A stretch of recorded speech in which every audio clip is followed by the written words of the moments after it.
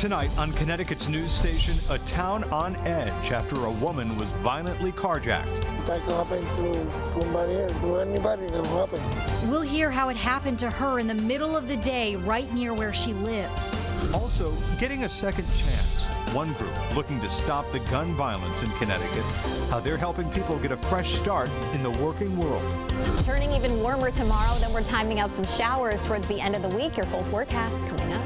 Also, after a mild winter, concerns about more ticks in the warmer months. What experts are saying as the CDC reports a rise in one disease. And Coach Jim Calhoun with another pep talk for UConn. Right now, you're 80 minutes from Houston. The Hall of Famer returns to stores with a message to the Huskies before the Sweet 16.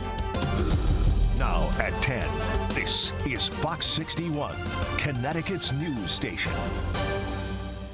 First tonight on Fox 61, an alert from Wethersfield police as officers look for a man who they say stole a woman's car in the middle of the day.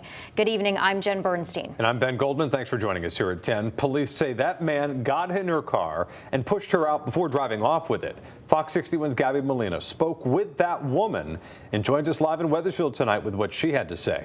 Gabby.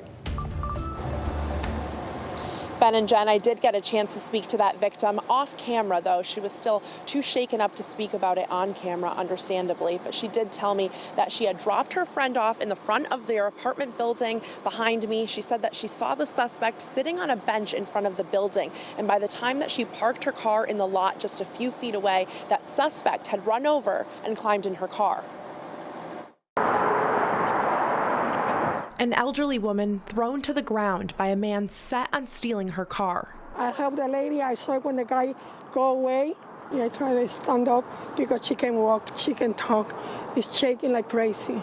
Evelyn Vasquez lives in the same building as the victim on Executive Square in Wethersfield. She was in the parking lot moments after it happened. Police say the suspect demanded the victim drive him home, and when she refused, he told her he had a gun and pushed her out of the car before taking off, nearly running her over. The guy pushed the lady. That guy crossed to their leg with a car. And it all happened in broad daylight Monday afternoon. Fortunately, she was not hurt. She told Fox 61 off camera that besides some bruises, she's doing okay. But this incident has left the residents of the 62 and up building on edge. Well, it's scary, close to home. You never would think something like that happens, but it does. Some saying they're now taking extra steps to keep themselves safe, nervous that something like this could happen again. Flashlight in case, something for self-defense. And I'm always turning around when I'm walking. The apartment building is set all the way in the back of a cul-de-sac, and residents say other incidents have happened in the past. Sometimes in the night time, somebody can steal something from the car because there's no car here. Police now asking everyone to stay alert and vigilant. And those who live in the building say they'll be looking out for each other as well. That can happen to somebody else, to anybody can happen. You got to take a look around, Police say the victim's car was found a little bit later in the day in Hartford. They're asking anyone with information about this incident to give them a call. Live in Wethersfield, Gabby Molina, Fox 61, Connecticut's news station. Scary, Gabby. Okay, thank you. On to the forecast right now, and the weather did not disappoint today. Sun felt so good out there. Chief Meteorologist Rachel Frank joining us now with the first check of the forecast. Hi, Rachel. Hi, temperatures will be just as warm as we head through the day tomorrow. One big difference, though, will be that we have more clouds. Still, Hartford area today in the low 60s. The average high for this time of year is right around 50, so we were way above that. No records, though. In Bridgeport, we ended up hitting a high temperature today in the upper 50s, also well above average for this time of year. 47 in Waterbury, 46 right now for the New Haven area. Taking a look at the satellite and radar, you'll see plenty of clouds back off to the west of us. So overall, like I said before, more cloud cover tomorrow compared to today. But with temperatures like today, it's tough to complain. Overnight lows will be dipping back into the 30s as we head towards daybreak. And then we do it all again. Upper 50s for the New Haven area, near 60 degrees in Southington as we head through the day tomorrow. Upper 50s in Lyme, right around the 60-degree mark for Windham and also for Mansfield. Low 60s in Hartford, right around the 60-degree mark in Avon, and upper 50s for Burlington and Winstead, with a mixture of sun and clouds. We are timing up a chance for a few showers on Thursday and a cold rain on Saturday that may start off a bit wintry. We'll break it all down for you coming up. All right, thank you, Rachel. We do have an update in Meriden tonight to breaking news we brought you last night here at 10 o'clock of a deadly shooting that happened on West Main Street.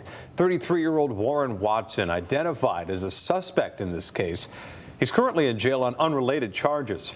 Investigators say they found a handgun inside of Watson's apartment during a search overnight. At that time, he was arrested for motor vehicle charges, and we discovered and worked with the adult probation office. And we had 5 warrants for violation of probation that were served last night. Each warrant had $100,000 bonds. Police say 30-year-old Sean Mojica was killed in the shooting. He was in a car with a woman who was taken to the hospital and is expected to survive her injuries. New developments tonight. New Haven's police chief says 4 officers should be fired in the incident that paralyzed Randy Cox. Chief Carl Jacobson gave updates about a 9-month internal investigation after Cox was paralyzed while inside of a prisoner transport van back in June. He's also saying that 2 other officers will be disciplined. 5 officers pleaded not guilty to charges in January, and 1 officer retired that month as well. If we gave Randy a voice that day when he said he was injured, we wouldn't be here today. If we treated him with dignity, we might not be here today. It was like something that we was waiting for. It's one of the steps, but he still got a whole lot more to go. And Randy, he kind of understands it, but he's still processing it too. The officers will have individual hearings with the city's Board of Commissioners. Those are expected to be in early May. We're also told the internal investigation report will be released later this week. 2 people were taken to the hospital after an SUV crashed into a school bus in New Britain. It happened on Farmington Avenue near Allen Street. Officials tell us that no kids were on the bus at the time, and the 2 hospitalized were in that SUV. 2 others in the car ran away from the crash. Officials say it appears the driver of the car lost control. The crash remains under investigation. Hamden police have made an arrest in a deadly motorcycle crash on Dixwell Avenue last year. Lamont Scott was arrested in connection to the June 25th wreck, which killed Jamar Crenshaw of New Haven. Scott is facing several charges, including manslaughter and driving with a suspended license. He's due in court later this month. The owners of the Electric Blue nightclub are speaking out tonight after the club was shut down last week by the feds over allegations of prostitution. The club was back open this week despite the town ordering its closure for 30 days as a result of the allegations. Connecticut State Police and Homeland Security searched the club last week, but the club's management is outraged, calling the allegations humiliating and absurd. This can mess up somebody's reputation for life. This club been here for 35 years. How would anything like that would go on for 35 years? Now, according to the town, the club will be able to continue operating as normal until an appeal hearing with the town council. No word on when that hearing will take place.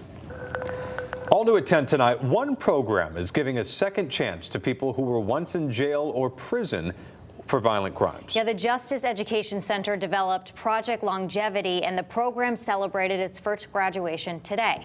Fox 61's DeAndrea Turner was at that ceremony. She joins us in studio right now to tell us all about the program. DeAndrea. Well, you guys, you know today is the second day of spring, and that means there are going to be new flowers blossoming, new opportunities, and these 6 men, they are getting a new start to a new chapter by getting this important second chance.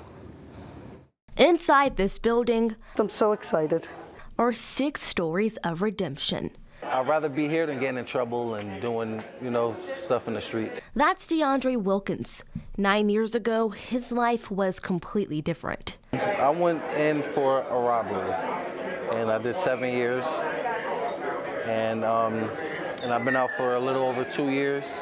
His story is similar to every other one of his classmates, like Charles Spells. It's just basically a new life for me. He says that's after being in prison for 21 years. He's been out for almost 2. I've learned, things like having a moral compass and really understanding the obligations of, just citizen as a normal citizen, and doing the right thing. And with that comes new opportunities, like being a part of the first class of the Second Chance graduates through Project Longevity. I'm just grateful for the opportunity. Their new program offers hands-on opportunities for these men to learn a trade and have access to union careers. I understand, that there's a push for more punitive things, but we've got to realize people come back out. They have to have an opportunity to succeed, and this is one of those programs that does that. They got 145 hours of training, 2 nights a week, and all day on Saturday for over 10 weeks. Everything that they offer is really, worth it, and I feel like, this is something that a lot of other people should do. Now and forevermore, they are graduates, receiving their diploma and formally joining the United Brotherhood of Carpenters and Joiners, Local 326. She gets to see now her son, who was in the paper, for a crime that he committed. But now she gets to see me achieve. Longevity pilot program was made possible by state funding allocated by the State General's Assembly. Now this group, they're starting interviews for the next round of classes soon, and it hopes to start classes next month. In the studio, DeAndrea Turner, Fox 61, Connecticut's news station. A great and important story. DeAndrea, thank you. We have much more.